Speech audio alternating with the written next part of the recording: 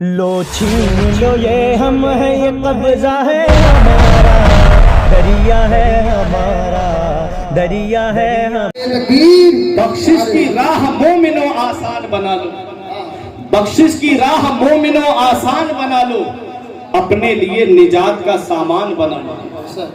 بخشش کی راہ مومنو آسان بنا لو، اپنے لیے نجات کا سامان بنا لو۔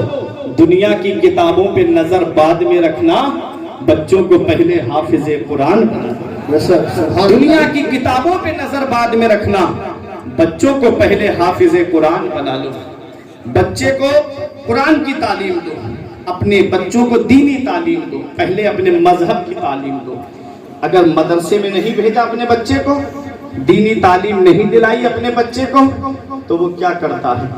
کالج اور یونیورسٹی میں جاتا ہے تو وہی کوئی تسلیمہ نسرین کی صورت میں نکل کے لوگوں کے سامنے آتی ہے، کوئی سلمہ رشدی کی صورت میں نکل کر کے آتا ہے، جو اسلام مذہب کو اپاہج بتاتی تھی۔ اللہ تعالیٰ کی شان و قدرت دیکھو، دونوں پیروں سے ہمیشہ کے لیے اپاہج کر دیا گیا۔ قرآن پہ انگلی اٹھانے والا بچا نہیں ہے۔ ابھی چند دنوں پہلے ایک اور اٹھا تھا ہمارے یہاں، اور اس نے کہا تھا کہ قرآن کے اندر سے 26 آیتیں نکال دی جائیں، اللہ نے اس کو اسلام سے ہی نکال دیا۔ وہ تھا تو پہلے ہی نہیں، اسلام میں تو پہلے ہی نہیں تھا، ایک نام ملا تھا وسیم، وہ بھی ختم۔ پتہ نہیں کون سا تیاگی بنا، وہ نام ہی مٹ گیا۔ یہ میرے مذہب کی سچائی ہے۔ جس نے قرآن پہ انگلی اٹھائی، اسلام پہ انگلی اٹھائی، اس کا نام صفحہ ہستی سے مٹ گیا، اس کا نام زمین سے مٹ گیا، اور مرنے کے بعد پتہ نہیں اس کا کیا حال ہوگا۔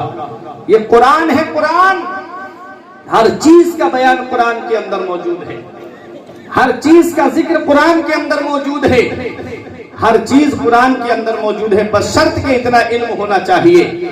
آؤ میں بتاؤں قرآن میں کیا ہے۔ ایک بات آپ نے سن لی، اب دیکھیں قرآن کے اندر ہر چیز ہے۔ آج انسان قرآن کو چھوڑ کر کے چاہتا ہے کہ میں الگ تعلیم حاصل کر کے اچھا انسان بن جاؤں۔ اچھا انسان تبھی بنے گا جب سینے میں قرآن ہوگا، اچھا انسان تبھی بنے گا جب سینے میں قرآن کی دولت ہوگی۔ قرآن ہے کیا؟ قرآن کیا پیغام دیتا ہے؟ قرآن ہمیں کیا درس دیتا ہے؟ قرآن ہمیں کیا سبق دیتا ہے؟ یہ جشن دستار حفظ قرآن ہے نا، تو قرآن ہے کیا؟ قرآن کو اگر قرأ یقرأ قرآن و قراءتن سے مشتق مانے تو اس کے معنی آتے ہیں اسی کتاب جس کی بار بار تلاوت کی جائے، جس کی تلاوت کبھی بند نہ ہو، جس کی تلاوت کبھی ختم نہ ہو۔ اور آپ دیکھ لو جتنا قرآن پڑھا جاتا ہے پوری دنیا میں اتنی کوئی کتاب نہیں پڑھی جاتی۔ جتنی قرآن کی تلاوت ہوتی ہے اتنی کوئی کتاب نہیں پڑھی جاتی۔ پانچوں وقت نماز میں قرآن پڑھا جاتا ہے، انتقال ہو جائے تب قرآن پڑھا جاتا ہے، گھر میں قرآن خوانی ہے تب وہاں قرآن پڑھا جاتا ہے، 11ویں شریف کا موقع ہے تو قرآن پڑھا جاتا ہے، 12ویں شریف کا موقع ہے تو قرآن پڑھا جاتا ہے، اور محفل میلاد ہو تو قرآن پڑھا جاتا ہے۔ قرآن وہ اللہ کی کتاب ہے جس کی تلاوت کبھی بند نہیں ہوتی ہے۔ اب دیکھو قرآن کو اگر قرأ یقرأ قرآن و قراءتن سے مشتق مانے تو ایسی کتاب جس کی بار بار تلاوت کی جائے، اور قرآن کو اگر قرأ یقرأ قرآن و قراءتن سے مشتق قرنن و قراءتن سے مشتق مانے تو اس کے معنی آتے ہیں اسی کتاب جو جمع کرنے والی ہے، ملانے والی ہے۔ میرے آقا فرماتے لوگو تم قرآن کو مت چھوڑو، قرآن تمہیں نہیں چھوڑے گا، کیونکہ یہ قرآن بندے کو اللہ سے ملا دیتا ہے۔ قرآن کی تلاوت کرو گے، مولا علی شیر خدا فرماتے جب میرا دل چاہتا ہے کہ میں اپنے رب سے باتیں کروں تو میں نماز پڑھنے لگتا ہوں، اور جب میرا دل چاہتا ہے میرا رب مجھ سے باتیں کرے تو میں قرآن پڑھنے لگتا ہوں۔ یہ قرآن ہے، قرآن کی تلاوت کبھی بند نہیں کرنا چاہیے۔ قرآن کو آج ہم نے اتنے اوپر طاق میں سجا کے رکھ دیا جہاں ہاتھ نہیں پہنچتا۔ آج قرآن کی جگہ ہمارے ہاتھوں میں موبائل آ گیا، آج قرآن کی جگہ ہمارے ہاتھوں میں موبائل۔ اس موبائل نے آج میری قوم کو تباہی کے اس دہانے پہ پہنچا دیا ہے، تباہی کی اس منزل پہ پہنچا دیا ہے جہاں سے واپس لانا بہت مشکل ہو گیا ہے۔ آج انسان عادی ہو گیا موبائل کا۔ آپ نے دیکھا نہیں تھا، یہ بھی ایک انگریزوں کی بہت بڑی سازش ہے۔ تاکہ ان کو ایسی چیزوں کا عادی بنا دیا جائے جو ان سے چھوٹے نہیں۔ پہلے آپ نے دیکھا ہوگا ہماری طرف جیو کا ریچارج فری میں ملا تھا، 1-2 مہینے تک حضرت فری میں ریچارج۔ بچوں کو اتنا عادی بنا دیا، دن میں بھی انٹرنیٹ چلا رہے ہیں، رات میں بھی انٹرنیٹ چلا رہے ہیں۔ اس کے بعد کیا ہوا، آگے چل کر کے وہی جب نمبر سب میں بٹ گیا، اس کے رشتہ داروں میں، عزیز و اقارب میں، دوستوں میں، سب میں وہ نمبر پہنچ گیا، تب اس میں جو ہے وہ پیسوں کا ریچارج ہونے لگا۔ اب کیا کرو گے، عادت پڑ گئی نیٹ چلانے کی، عادت پڑ گئی اس کی انٹرنیٹ چلانے کی، عادی بنا دیا گیا۔ یہ موبائل تمہاری فکر کا قاتل ہے، یہ موبائل تمہاری تعلیم کا قاتل ہے، یہ موبائل تمہاری سوچ کا قاتل ہے۔ کیوں؟ کیونکہ یہ اتنا وقت کو برباد کرتا ہے۔ اس لیے اے میرے پیارے مسلمانوں، یہ موبائل کو ایک طرف رکھ کر کے اس اپنے ہاتھ میں قرآن لو، فجر کی نماز پڑھو تو قرآن پڑھنے کے بعد میں قرآن کی تلاوت کرو، ظہر کی نماز پڑھنے کے لیے جاؤ، سنتیں پڑھ کر کے بیٹھو، تب قرآن کی تلاوت کرو۔ قرآن کی تلاوت کرو گے، ایک شاعر نے کہا تھا کہ ہر لفظ کو سینے میں بسا لو تو بنے بات، ہر لفظ کو سینے میں بسا لو تو بنے بات۔ طاقوں میں سجانے کے لیے قرآن نہیں ہے، اور اللہ میرے رزق کی برکت نہ چلی جائے تو روز سے گھر میں کوئی مہمان نہیں ہے۔ اس لیے قرآن کو اپنے سینے میں بساؤ، قرآن کی تعلیم پہ عمل کرو۔ قرآن کے اندر ہر چیز کا بیان موجود ہے، ہر چیز کا ذکر موجود ہے۔ آؤ وہی چیز بتاؤں اور بہت جلدی اپنی تقریر کو میں سمیٹوں۔ قرآن میں ہر چیز کا بیان ہے، غیر مسلم پڑھتا ہے تو کچھ تلاش کرنے کے لیے پڑھتا ہے۔ آؤ ذرا دیکھو، قرآن کے اندر ہر چیز کا ذکر ہے۔ آپ نے دیکھا ہو، سنا ہوگا، اور جو کالج سے تعلق رکھتے ہیں، یونیورسٹی سے تعلق رکھتے ہیں، جو عصری تعلیم سے تعلق رکھتے ہیں، وہ بخوبی جانتے ہیں۔ اور الحمدللہ یہ شہر کا جلسہ ہے نیپال کے، پڑھے لکھے لوگ، صلاحیت لوگ یہاں پر بیٹھے ہوئے ہیں۔ میں اب آپ کی توجہ چاہتا ہوں، 1969 کے اندر 3 لوگ چاند پر گئے تھے۔ کتنے لوگ گئے تھے؟ 3 لوگ چاند پر گئے تھے 1969 کے اندر۔ کیا اس کا ذکر قرآن میں آیا ہے؟ قرآن تو 1450 سال پہلے نازل ہوا، اور وہ 1969 میں گئے۔ آج جو ہم قرآن کو چھوڑ کر کے کالج میں چاہتے ہیں نا کہ ہم سب کچھ ہم کو مل جائے گا، میں آپ کو اتنا بتاؤں پیارے مسلمانوں، پوری دنیا کے اندر جتنی یونیورسٹی ہیں، ان کی عمر کتنی ہے؟ کوئی مجھے بتا سکتا ہے کتنی عمر ہے یونیورسٹی کی؟ 400 سال سے پرانی عمر کسی کی نہیں ہے۔ جامعہ ازہر سب سے پرانی ہے یونیورسٹی، وہ بھی پہلے مدرسہ تھا، وہ بھی پہلے مدرسہ۔ اب سنیں، سب سے پرانی یونیورسٹی جامعہ ازہر، وہ بھی پہلے مدرسہ۔ اس کے بعد 400 سال سے زیادہ یونیورسٹی کی عمر نہیں ہے، تو کوئی ایم ٹیک بھی نہیں ہوگا، کوئی بی ٹیک بھی نہیں ہوگا، کوئی بھی ایم ٹیک اور بی ٹیک بھی نہیں ہوگا، تو کوئی انجینئر بھی نہیں ہوگا۔ تو جب کوئی انجینئر نہیں ہوگا تو اب مجھے آپ بتاؤ، یہ تاج محل بنانے والا کون ہے؟ یہ قطب مینار بنانے والا کون ہے؟ یہ دلی کی جامع مسجد بنانے والا کون ہے؟ تو تمہیں یہ کہنا پڑے گا، یہ بھی ایک قرآن پڑھنے والے کی دین ہے، یہ ایک قرآن پڑھنے والے کی دین ہے۔ قرآن جس کے سینے میں آ جاتا ہے، ہر چیز کا علم قرآن کے اندر موجود ہے۔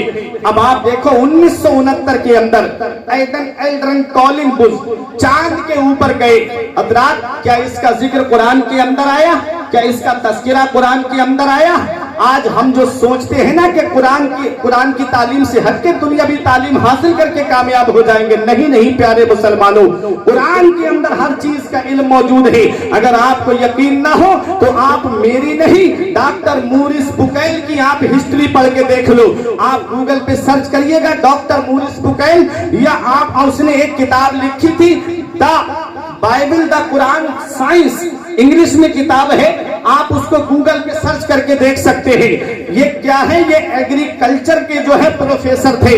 جب ان کو یہ پیغام پہنچا کہ اب تم مصر میں جاؤ، یہ جا کر کے وہاں دریائے نیل ہے، اس کے دریائے نیل کے کنارے پہ جا کر کے وہاں کی مٹی کو تلاش کرو، وہاں کی مٹی کو دیکھو اور پتہ لگاؤ کہاں کی مٹی زیادہ اپجاؤ ہوتی ہے، کہاں فصل زیادہ اچھی ہوتی ہے. اور ایگریکلچر میں ایک سبجیکٹ پانی بھی آتا ہے، کہاں کا پانی جو ہے وہ کھیتی کو زیادہ فائدہ پہنچاتا ہے. یہ گئے اپنی لیبرٹی لے کر کے، اپنی تمام سامان کو لے کر کے جب مصر میں پہنچے تو جا کر کے دریائے نیل کے کنارے ٹہل رہے تھے، زمین کو تلاش کر رہے تھے، مٹی دیکھ رہے تھے کہ کہاں کی مٹی زیادہ اپجاؤ ہوتی ہے، پانی پہ ریسرچ کر رہے تھے. اچانک ان کے پیر سے ایک لاش ٹکراتی ہے. کیا ٹکرائی؟ لاش ٹکرائی. آپ نے جب مٹی کو ہٹا کے دیکھا تو آپ اس لاش کے پیر کو اٹھاتے جائیں، بہت لمبی لاش. سوچ میں پڑ گئے، حیرت میں پڑ گئے. اس وقت تو اتنے لوگ نہیں ہیں، 1998 کی میں بات کر رہا ہوں. ڈاکٹر مورس بکیل کی پوری ہسٹری آپ پڑھ کر کے دیکھ لیجئے. وہ کہتے ہیں میں نے جب مٹی کو ہٹایا اس کے اندر سے ایک لمبی چوڑی لاش نکلی. میں سوچ میں پڑ گیا یہ اتنے لمبے لوگ اب تو نہیں ہو رہے ہیں، یہ تو کوئی پرانی چیز معلوم ہوتی ہے، یہ تو کوئی پرانی چیز دکھ رہی ہے. آپ نے اپنے ساتھیوں کو ساتھ میں لیا اور لینے کے بعد میں اس لاش کو اٹھا کر کے اپنے لیبرٹی روم میں لے کر کے آئے. اور جب لے کر کے آئے اس کے اوپر ریسرچ کرنا شروع کیا. آپ نے اس کے پیر کی انگلی پہ ریسرچ کیا. اس کے بعد سو کہتے ہیں کہ یہ لاش ابھی کی نہیں ہے بلکہ یہ تو بہت پرانی لاش لگ رہی ہے. 3200 سال پرانی لاش تھی. آپ نے سوچا کہ یہ کوئی نہ کوئی عجوبہ ضرور ہے، لیکن پتا کیسے چلے گا؟ کوئی بتا ہی نہیں رہا تھا کہ یہ کس کا جسم ہے، کوئی نہیں بتا پا رہا تھا کہ یہ لاش کس کی ہے. حیرت میں پڑ گئے. بولے اس کا تعلق دھارمک لگتا ہے، اس کا تعلق کوئی مذہب سے لگتا ہے. کہتے ہیں کہ میں نے پوری بائبل پڑھ لی لیکن مجھے کہیں اس کے بارے میں نہیں ملا. کہتے ہیں میں سوچ میں پڑ گیا. پھر میں نے ایک عالم صاحب کو بلایا اور بلانے کے بعد میں نے کہا آپ مجھے قرآن پڑھ کے سنائیے. کہتے ہیں پہلے میرے کنیسہ میں رہنے والے سنٹانے گرجا گھر میں رہنے والے ہمارے گروؤں نے یہ کہا تھا کہ قرآن کو نہیں پڑھنا چاہیے کیونکہ قرآن اللہ کی کتاب نہیں ہے بلکہ قرآن محمد کا اپنا گڑا ہوا کلام ہے. اللہ اکبر. یہ قول کون کر رہا ہے؟ یہ عیسائی کر رہے ہیں. اور یہی قول جو ہے وہ مکے کے کفار نے کیا تھا کہ رات کو حجرہ عائشہ میں بیٹھ کر کے محمد صلی اللہ علیہ وسلم چند عربی کے جملے جوڑتے ہیں اور باہر آ کے ہم کو سنا کر کے کہتے ہیں کہ یہ اللہ کا کلام ہے، یہ اللہ کا کلام ہے، یہ قرآن ہے جو میرے اوپر نازل ہوا ہے. جب کفار مکہ نے قرآن کی عظمت کا انکار کیا تھا تب اللہ تبارک و تعالی نے سب سے پہلا چیلنج جو نازل کیا تھا وہ 15ویں پارے میں ہے. قل ان اجتمعت الانس والجن علی ان یاتوا بمثل هذا القرآن. میرے رب نے ارشاد فرمایا محبوب جو قرآن ہم نے آپ پہ نازل فرمایا ہے یہ کہہ رہے ہیں کہ یہ آپ کا کلام ہے تو ان سے کہہ دو کہ تمام جنات اور انسان جمع ہو جائیں اس بات پر کہ وہ اس قرآن کی مثل لے کر کے آئیں تو ہرگز نہیں لا پائیں گے. ولو کان بعضهم لبعض ظہیرا. اگرچہ ان میں کا بعض کا تعاون کرے، مدد کرے. حضرات پہلا چیلنج قرآن میں دیا گیا. میرے آقا نے پڑھ کر کے سنایا. تم کہتے ہو کہ یہ قرآن میرا کلام ہے، اللہ کا کلام نہیں ہے، تو اس قرآن کی مثل بنا کر کے لے آؤ. کوئی بنا کے نہیں لا پایا. پھر دوسرا چیلنج قرآن میں نازل ہوا جس کا ذکر 11ویں پارے میں آیا ہے. محبوب یہ پورا قرآن کیا لا پائیں گے؟ قرآن میں 114 سورتیں ہیں. محبوب ان سے کہہ دو اس میں سے 10 سورتوں کی مثل بنا کر کے لے آئیں. قرآن کہتا ہے کہ وہ 10 سورتیں بھی بنا کر کے نہیں لا پائے. جب کفار مکہ خاموش ہو گئے تو میرے آقا نے چیلنج کو ہلکا کر دیا. اب آخری چیلنج نازل ہوا جو پہلے پارے میں ہے. وَإِن كُنتُمْ فِي رَيْبٍ مِّمَّا نَزَّلْنَا عَلَىٰ عَبْدِنَا فَأْتُوا بِسُورَةٍ مِّن مِّثْلِهِ وَادْعُوا شُهَدَاءَكُم مِّن دُونِ اللَّهِ إِن كُنتُمْ صَادِقِينَ. اللہ نے فرمایا محبوب ان سے کہہ دو کہ تم شک کرتے ہو جو اللہ نے اپنے محبوب بندے پہ نازل فرمایا ہے کہ وہ اللہ کا کلام نہیں ہے بلکہ بندے کا کلام कलाम है, तो महबूब इनसे कह दो कि कुरान में 114 सूरतें हैं, उनमें से एक सूरत की मिसल बना करके ले आओ। नेपाल में रहने वाले प्यारे मुसलमानों, जियाउल इस्लाम मदरसे के सहन में बैठने वालों, अब अपना ईमान ताजा कर लो। मेरे आका ने कुरान की सबसे छोटी सूरत इन्ना आतैना कल कौसर लिखवा करके काबे की दीवार पे टंगवा दी और हुक्म दे दिया कि जो चाहे इसकी मिसल बना करके ले आए। तारीख मक्का बताती है कि काफिर आते, इन्ना आतैना कल कौसर को पढ़ते और मुंह दबा करके चले जाते। एक सबसे बड़ा शायर जो था, फिलबदी शायर जो था, उसे पकड़ करके लाए, ला करके कुरान करीम की जहां आयत करीमा लिखी हुई थी सामने लाके खड़ा करके कहा कि अगर तूने इसकी मिसल बना दिया तो हम सीना तान के कह देंगे कि ये कलाम मोहम्मद का अपना है, खुदा का कलाम नहीं है। उस शायर ने जब इतना पढ़ा, इन्ना आतैना कल कौसर, तो बेसाख्ता पुकार के कहता है, हाजल कलाम लैसा बेबशर, ये कलाम किसी इंसान का नहीं है। कुफ्फारे मक्का खामोश हो गए। मेरा इमाम पुकार के कहता है, तेरे आगे यूं है दबे लचे फुसहा अरब के बड़े बड़े, तेरे आगे यूं है दबे लचे फुसहा अरब के बड़े बड़े, कोई जाने के मुंह में जुबान नहीं बल्कि जिस्मों में जाने।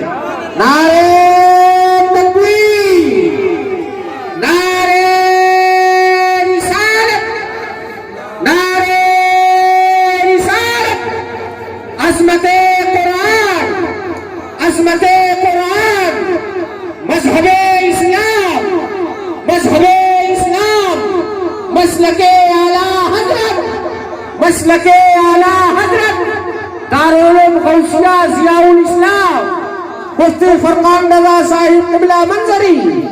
नारे तकबीर, नारे रिसालत, सुभान अल्लाह। तो कुरान का जवाब न उस वक्त कोई ला सका, न आज तक कोई लाया है, न सुबह कयामत तक कोई लाएगा। ये चैलेंज सिर्फ उसी वक्त के लिए नहीं था, सुबह कयामत तक के लिए है। कोई कुरान का जवाब नहीं ला पाया। तो ये वो कुरान है। डॉक्टर मोरिस बुकैल कहते हैं कि हमारे तो गुरुओं ने ये कहा है कि कुरान पढ़ना नहीं चाहिए, कुरान सुनना नहीं चाहिए। कहते लेकिन मैंने सोचा लाओ सुनूं तो है क्या।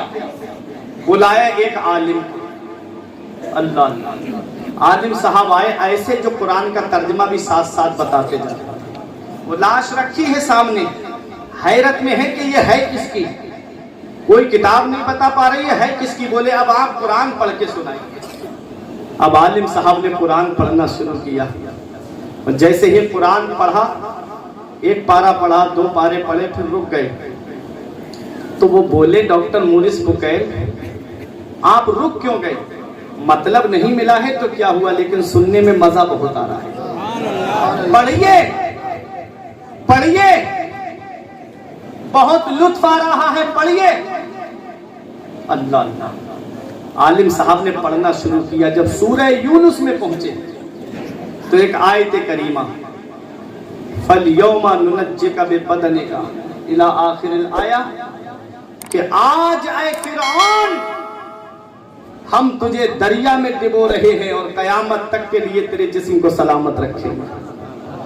बोले रुक जाओ, मतलब मिल गया, मकसद हासिल हो गया। पता चल गया कि ये लाश किसकी है, ये फिरौन की लाश है और आज भी मिस्र के म्यूजियम में उसकी लाश रखी हुई है। डॉक्टर मोरिस बुकैल कहते हैं एक आतिश कदा तैयार किया जाए और उसके अंदर आग को सुलगा दिया जाए और फिरौन की लाश को उसमें उठा करके डाल दिया जाए। डॉक्टर मोरिस बुकैल कहते हैं मेरा दावा है कि फिरौन का जिस्म जलना तो बहुत दूर की बात है, उसका एक बाल भी नहीं जलेगा, क्योंकि रब ने कुरान में फरमा दिया है कि आ जाए फिरौन, हम तेरे बदन को पहले तुझे हम दरिया में डुबो रहे हैं, फिर तेरे जिस्म को हम बाकी रखेंगे, आने वाले लोगों के लिए इबरत का निशान बना देंगे ताकि दुनिया देख ले। जो लोगों पे जुल्म करता है, जो लोगों को सताता है, उसे अल्लाह इबरत का निशान बना देता है। इसलिए मेरे प्यारे मुसलमानों, डॉक्टर मोरिस बुकैल ने जब इतना सुना तो उसके बाद कहा मेरे गुरु झूठ कहते थे, गिरजा घर के कनीसा के मेरे गुरु झूठ कहते थे, ये मुझे पता चल गया है। कुरान तो 1400 साल पहले नाजिल हुआ है और मोहम्मद रसूलुल्लाह अपनी जीवनी में, अपनी हयात ज़ाहिरी में कभी मिस्र नहीं आए हैं। तो उनको बताया किसने है कि फिरौन जो है, फिरौन का जिस्म दरियाए नील में डूब गया है और उसका बदन आज भी सलामत है। उनको बताया किसने है? तो डॉक्टर मोरिस बुकैल कहते हैं, मैं ये जान गया हूँ कि मोहम्मद रसूलुल्लाह अल्लाह के नबी है और उन पर जो किताब नाजिल हुई है वो कुरान भी सच्चा है, मोहम्मद भी सच्चे हैं, उनका मजहब भी सच्चा है। आज मैं कलमा पढ़ करके मुसलमान हो रहा हूँ। नारे तकबीर, नारे रिसालत, नारे रिसालत, जश्न दस्तारबंदी, दारुल उलूम गौसिया ज़ियाउल इस्लाम, मसलके आला हजरत मुफ्ती फरकान रज़ा साहिब क़िबला मंजरी, नारे तकबीर, नारे रिसालत। ये कुरान है।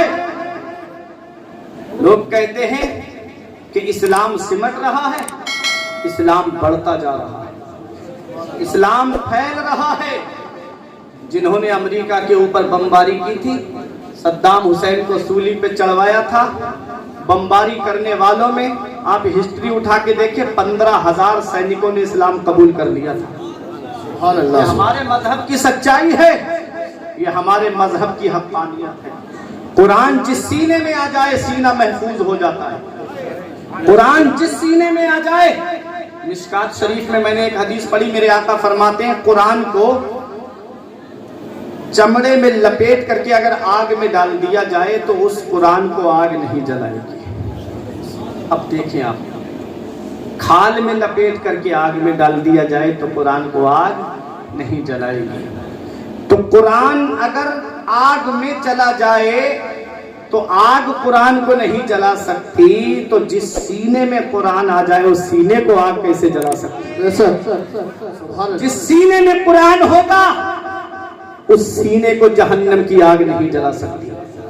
और आपको मैं बता दूं, ये उलमा मेरे सर का ताज है। अल्लामा अब्दुल जब्बार मंजरी साहब ने बरेली शरीफ में सरकार मुफ्ती आजम हिंद के जलवे देखे हैं। आप में भी लोग ऐसे होंगे जिन्होंने सरकार मुफ्ती आजम हिंद को देखा होगा। वो अजीम शख्सियत जो उनके दामन से वाबस्ता हो गई। मैंने सरकार मुफ्ती आजम हिंद के अक्सर मुरीदों को परहेजगार देखा है और नमाज के सबसे ज्यादा पाबंद होते थे। वो सरकार मुफ्ती आजम हिंद के जलवे देखे हैं इन उलमा ने। अपनी किस्मत पे नाज करो, आप उलमाए किराम के कुर्ब में आप रहते हो। बरेली शरीफ की सरजमीन पे जब आप सिटी कब्रिस्तान सिटी की तरफ से जब आप